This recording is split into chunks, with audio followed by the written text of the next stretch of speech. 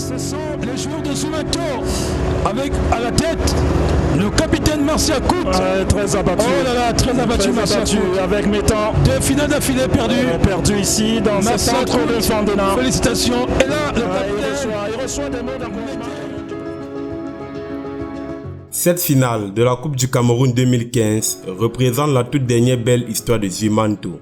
La défaite face à UMS de Loum, 0 but contre 2, face au chef de l'État, a plutôt laissé place à une suite peu reluisante.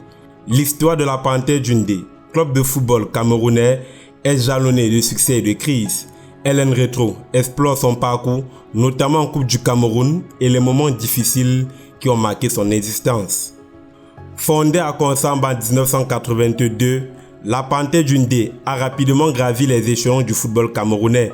Son ascension fulgurante a été ponctuée de belles performances en Coupe du Cameroun, compétition où le club a souvent brillé, atteignant à plusieurs reprises les phases finales.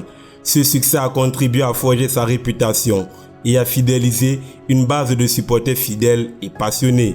Cependant, le chemin de la Panthère Djundé n'a pas été sans embûches. Le club a connu des périodes de turbulence marquées par des crises internes et des difficultés financières. Des changements fréquents d'entraîneurs, des conflits entre dirigeants et des problèmes de gestion ont souvent perturbé le bon fonctionnement du club. Surtout la suspension de son ancien président Famawa et la relégation du club. Ces crises ont eu un impact direct sur les résultats positifs, entraînant des périodes de moins bons résultats et une instabilité générale. Malgré ces difficultés, la Panthère Djundé a toujours su rebondir.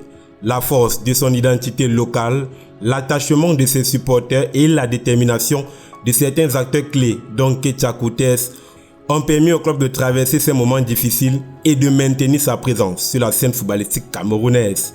Cet homme, Gélis Jampom, PCA de la Panthère Djundé, est le symbole du réveil de ce club. En à peu près 3 ans à la tête du club, Panthère est quitté de la 2e division à la finale de la Coupe du Cameroun. Porté en Elite One par le sérieux Div Clément Aroga, la Panthère a terminé 2e du championnat et qualifié pour la Coupe du Cameroun 10 ans après. Terminer 2e dans un championnat aussi relevé comme celui de cette année, il fallait le faire. Et maintenant, jouer la finale de la Coupe du Cameroun, ce n'est pas donné à toutes les équipes. Au début, c'est vrai, le début était très laborieux. Ce sera la 5e finale pour les Fauves Djundé.